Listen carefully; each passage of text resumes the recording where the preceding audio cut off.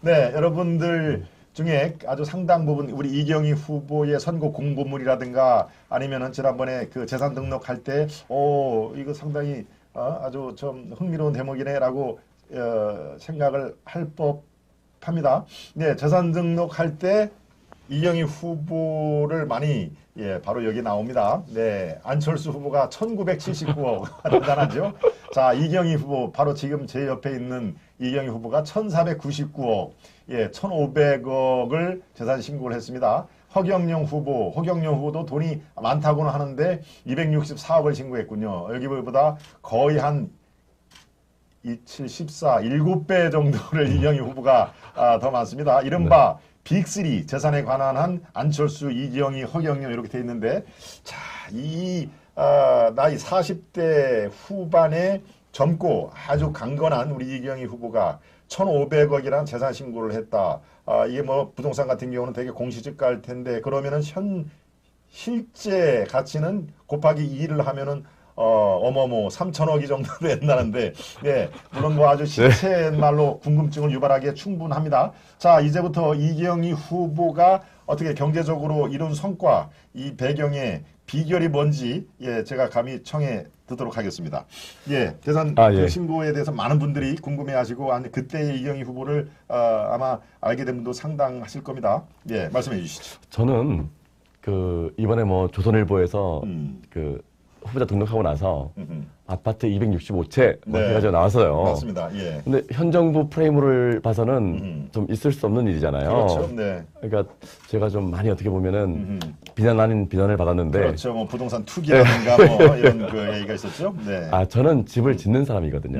그러니까 저는 대학교 3학년 때 군대 갔다 와서 대학교 3학년 때 부동산 사무실의 점원으로 부동산 일을 배웠습니다. 배우고 부동산 사무실이라 하면은 뭐 지금 부동산 중개업체가 아니라 중개업체죠. 중개업체. 거의 중개업체. 부동산 사무실에서 이른바 옛날에는 복덕방이라고 했던 거기서 일을 배웠습니다. 점원으로 들어가서 알바를 하면서 일을 배웠거든요. 그래서 대학 4학년 때 제가 또 법학하고 하다 보니까 공인중개사 시험을 봐서 합격을 하고 대학 졸업과 동시에 공인중개사로 사무실을 차렸거든요. 대학 동시에 졸업과 동시에? 네, 청년 창업을 했습니다. 그렇군요. 했는데 경희대 앞에서 했었는데 또 경희대 앞에 외대 앞에 보면 또 그 당시 동네 분들이 5층짜리 원룸 임대주택을 지어가지고 임대를 해서 노후대책을 하시는 분들이 많았어요. 그럼 제가 샤프한 20대 중후반의 어떤 청년이 부동산을 하고 있는데 눈에 보이지 않습니까? 그렇죠. 그래서 저도 그 개발업에 뛰어들었습니다. 그래서 땅을 조그만 걸 사가지고 그 2층 집사부터 지었습니다. 어떤 식으로 그런데 종잣돈이 있어야 살 거 아닙니까? 종잣돈은 이제 부동산 사무실에 청년 창업을 해서 대표다 보니까 종잣돈을 이제 뭐 500만 원, 1000만 원, 1500, 2000만 원 이렇게 해서 한 4, 5천만 원 이렇게 벌어가지고 2, 3년 동안 아니죠. 그때 한 6개월, 1년 동안 벌어가지고. 6개월 동안? 그래가지고, 땅을 이렇게 론을 일으켜서. 동대문고 해기동 그쪽입니다. 저는 해기동 이문동에서 사업을 계속하고 있어요. 지금도 하고 있습니다. 경희대와 한국외대에서 공부를 했기 때문에 주로 이제 사업 기반이 그쪽이 됐더군요. 네, 맞습니다. 계속하시죠. 그래서 2층 집서부터 시작했습니다. 2층 집을 해서 시드문을 2층 집을 건설을 한 겁니까? 지었습니다. 실제로? 네네. 지어가지고, 지어서 시드머니를 좀 1억, 2억 늘리고, 다시 또 4층 집, 5층 집, 6층 집 하면서, 좀 시드머니를 키워갔어요. 그러다가 이제 여의도에 200평 땅이 나와서, 그때 IMF 직후였기 때문에, 여의도 땅을 1255만 원, 평당 1255만 원에 200평을 사가지고, 제가 13층 빌딩을 올렸습니다. 거기서 부족한 땅을 겨우 어렵게 샀고요. 론을 일으키고 해서 샀고 땅값이 쌌으니까요. 지금 생각하면 뭐 상상이 안 되시겠죠. 여의도 땅이 1255만 원이라 그러면 사가지고 그것도 벌써 한 10수년 되겠네요. 한 20년. 2001년도니까 21년 전입니다.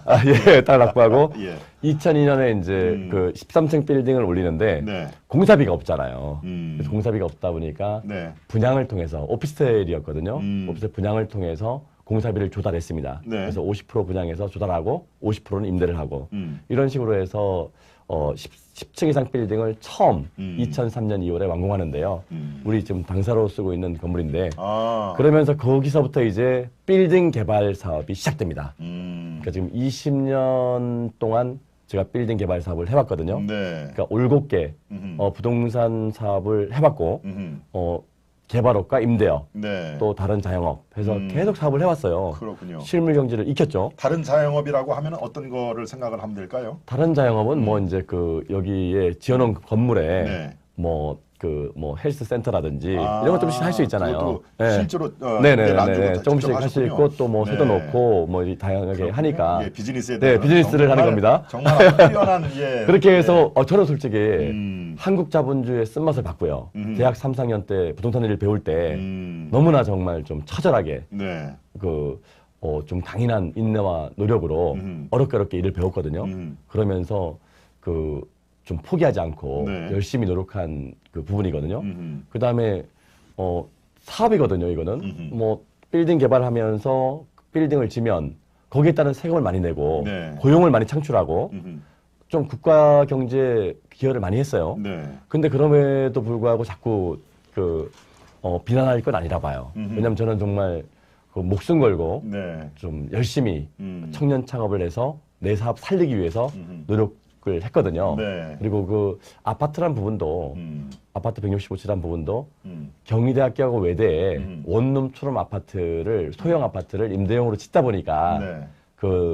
또 임대주택을 많이 지어서 임대사업자 등록하라고 정부에서 많이 이렇게 홍보를 그렇죠. 했었거든요. 맞습니다. 예, 한때 그 정책에 따라서 주택 공급을 위해서 그렇죠. 소형 주택을 공급하기 위해서 그 건물을 짓고 임대를 한 건데 네, 근데 소유 이걸 가지고 소유 165채 소유 뭐 이런 식으로 한 거죠. 그렇군요. 그러니까 265채, 예. 265채를 갖고 있는 이른바 예. 부동산 전문 이 투자 개발업자입니다. 뭐 개발업자 뭐 예. 이런 식으로 이제 그때 재산 등록할 때 그런 얘기가 나왔는데 지금 얘기를 듣고 보니까 오해 소지가 좀 있었다라고 아마 여러분들 생각을 많이 하실 겁니다. 정말 청년 사업가로서 그 당시에 저도 기억이 납니다. 정부 측에서 사실 권장했던 것이죠. 권장했었죠. 예, 공급 확대를 위해서. 네. 근데 그렇게 정부 방침대로 작은 이른바 우리 지금으로 말하면 원룸으로 봐야 되는 거예요. 7평에서 10평짜리, 10평짜리. 예, 원룸에서 1.5룸, 투룸, 그냥 7평에서 12평 범위의 네. 소형 주택입니다. 소형 주택. 소형 아파트죠. 네. 네. 그걸 지금도 265채를 소유하고 계십니까? 주택 임대 사업을 하고 있죠. 하고 네네네. 있고. 네. 예. 예. 정말 대단한 예. 글쎄요. 저도 사실 대학은 경영학을 전공을 하고 또 박사학위도 미디어 경영학으로 박사를 했습니다만은 이렇게 비즈니스를 제가 한 번도 해보지 않고 오롯이 이 동아일보에서 언론 생활만 30년을 했기 때문에 이런 얘기 들으면은 이거 제가 이걸 사업에 뛰어들어서 해봤어야 되는데라고 하는 가보지 않은 길에 대한 미련은 제가 좀 있습니다. 네. 예. 뭐 농반 진반도 제가 얘기를 합니다만은 아무튼 그렇게 이 경제적인 성과를 내가지고 세금은 다 제대로 내신 거죠?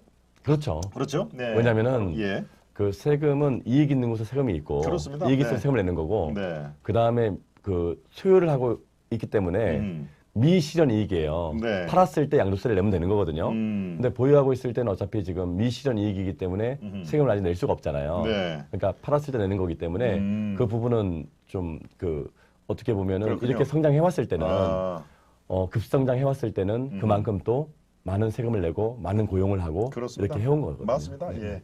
제가 가보지 않은 길, 제가 사업을 했으면 어떨까라고 하는 그런 농담을 많이 했습니다만은 저는 실제로 그렇습니다.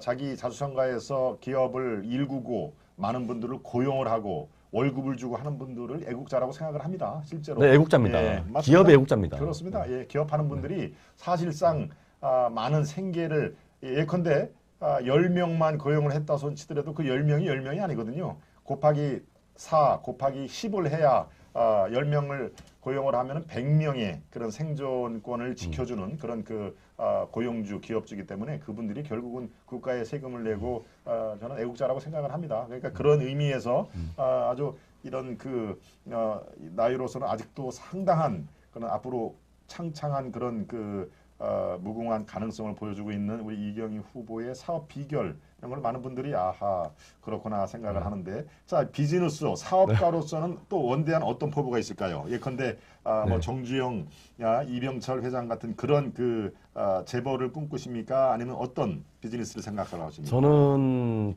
미국이나 중국에 보면 네. 부동산 재벌이 많아요. 그러니까 빌딩을 좀 규모감 있게 많이 져서 네. 자산이 진짜 50조, 100조, 막 500조 가는 분들이 있는데요. 네. 그걸 죄악시하지 않거든요. 그 자체로 사업으로 보거든요. 네. 저는 좀 대한민국에서 그래도 어떻게 보면 세계 글로벌 수준에 가는 네. 그 부동산 재벌로 도약하고 싶습니다. 아하. 예. 많은 고용을 창출하고 그렇군요. 많은 세금을 내고 예. 국가 경제에 이바지하고 싶습니다. 어떻게 말씀을 드리니까 미국의 트럼프 대통령하고 이미지가 상당히 겹칩니다. 네, 미국 트럼프 대통령도 사실 이제 건설, 부동산 그쪽에 상당한 성과를 갖고 있는 거의 재벌급 수준이고 그야말로 미국을 다시 그레이트 위대한 미국을 만들겠다라고 하면서 대통령까지 지냈는데 결국은 롤 모델을 혹시 트럼프 대통령으로 삼는 거 아닙니까? 어떻습니까? 기업적인 측면에서는 네. 롤 모델이 될 수 있는데요. 네. 정치적 그 방향성에 있어서는 저는 10대의 꿈을 가지고 통일한국을 목적으로 해서 네. 우리 국민들의 자유와 인권을 향상시킨다는 그 10대 꿈을 가지고 정치적 그 꿈을 키웠기 때문에 네. 그 정치적 방향성에 있어서는 약간 차이가 있습니다. 아, 네. 정치적으로는. 네, 사업적으로는 기회를 같이 하고 있습니다. 그렇군요. 네, 네. 네. 네, 지금 이른바 재산 등록을 할 때 안철수 후보에 물론 안철수도 이제 안랩이라는 본인이 창업한 컴퓨터 바이러스 V3 여러분 아시죠? 예, 그거에 대한 주식 가치가 대부분의 이제 8, 90% 차지를 하지만은 예, 기호 13번 통일한국당 이경희 후보의 재산의 핵심은 예, 부동산 가치를 창출하는 그런 비즈니스를 하고 계십니다. 근데 이 정도까지 부를 창출하기까지는 사실 고난의 그런 연속일 텐데 사업을 하시다가 어려운 점 어떤 게 제일 큰 어려움에 봉착을 하셨을까요? 사업은 계속 어렵죠. 네. 제가 지금 20년 이상 동안의 그 사업 여정을 보면 네.